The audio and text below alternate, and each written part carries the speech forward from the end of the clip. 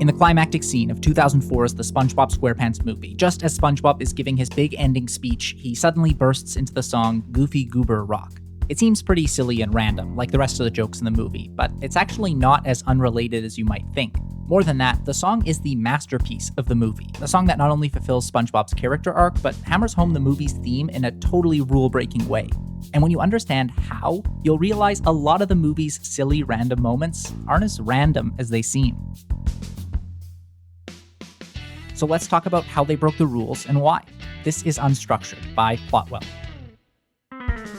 Before we dive in, here's a quick review of the story. The SpongeBob SquarePants movie follows SpongeBob and Patrick as they go on a quest to retrieve King Neptune's stolen crown. While they're away, Plankton brainwashes everyone in Bikini Bottom with chum bucket hats. When SpongeBob returns with the crown, he must face Plankton and his army, and it's here he steps forward to deliver his big speech. This is not uncommon for the end of a movie, and you've probably seen it 100 times. Here's Mean Girls as an example, released in the same year, when Katie delivers her big speech and proves she is no longer, in fact, a mean girl.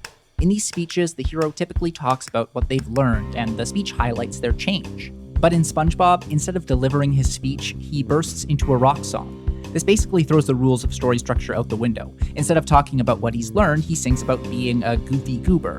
This can't be anything but random, can it? Even though it breaks the rules, this song is there for a good reason, and it's anything but random. Although SpongeBob doesn't talk about what he's learned, the song still highlights his change. And to understand this change, we'll need to cover character arcs. A character arc is a way to describe the change a character undergoes throughout a story. This could be a bad character becoming better, as in Liar Liar, or a good character becoming bad, as in The Godfather. To use our earlier example, in Mean Girls, Katie's character arc starts with her being a nice girl, becoming a mean girl, and then denouncing meanness and becoming nice again. In other words, this is the arc her character's personality makes throughout the story. So what's the character arc in the SpongeBob SquarePants movie? Well, SpongeBob starts as immature, a fact highlighted when SpongeBob is passed over for a promotion to manager. It's laid right out by Mr. Krabs in this line. You're just a kid. And to be a manager, you have to be a man. In the middle of the movie, Mindy, King Neptune's daughter, gives SpongeBob and Patrick fake mustaches, marking their shift to mature men. They even sing a song called Now That We're Men. But their mustaches are pulled off, and SpongeBob is back to being immature. So the arc goes from immature to immature, similar to Mean Girls' nice to mean to nice. This doesn't mean SpongeBob is back to square one. In fact, his immaturity at the end is different from his immaturity at the beginning. In the end, SpongeBob embraces his immaturity, which relates to the theme of the story. Just because you're a kid, it doesn't mean you can't handle responsibilities. You can be immature and still be dependable. So then why does SpongeBob burst into song, and how does this all relate to Goofy Goober Rock? It's all about the essence of the song, and the only way to understand it is to talk about Twisted Sister. Wait, what? Yes, that Twisted Sister. You might not know this, but Goofy Goober Rock is actually just Twisted Sister's I Wanna Rock with different words. Have a listen. I'm a goofy goober!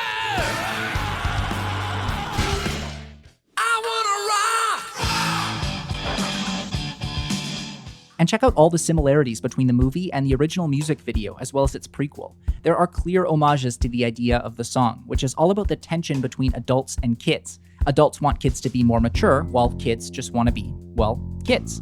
And this is the essence of the SpongeBob SquarePants movie, the pull between maturity and immaturity. So how is this showcased? Mainly through a song. But not Goofy Goober Rock, a different one that happens a few times. This song. Oh, I'm a goofy goober, yeah. You're a goofy goober. The song is called I'm a Goofy Goober, and it's sung by SpongeBob and Patrick, by the Goofy Goober mascot, and once more as SpongeBob and Patrick are dying. It's a silly, catchy song, and it perfectly represents the idea of being immature, literally stating, I am a goofy goober. When SpongeBob steps forward to make his final speech, he needs to explain what he's learned, that you can be a goofy goober, or immature, and still be responsible, or mature. In other words, that you can be both immature and mature. After all, he and Patrick, two overlooked kids, were the first to make it back from the gift shop alive and rescued King Neptune's crown. And what's the perfect way to show this synthesis of maturity and immaturity? How about by taking a song, maybe an immature one, and making it more mature?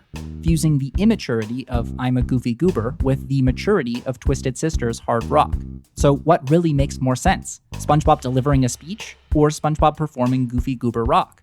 Because once you understand what the story is about, you start to realize that this choice wasn't so random. It was totally logical and totally perfect.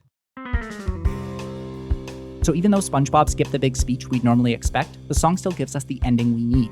By combining silliness and hard rock, the song shows how SpongeBob can be both mature and immature, not only completing his character arc, but delivering the theme of both being a kid and being responsible. And by playing off a song about the tension between kids and adults, the moment became deeper, and this seemingly random song became even more memorable. Because the moment isn't random. You just have to look a little deeper for the reason. Where is he anyway?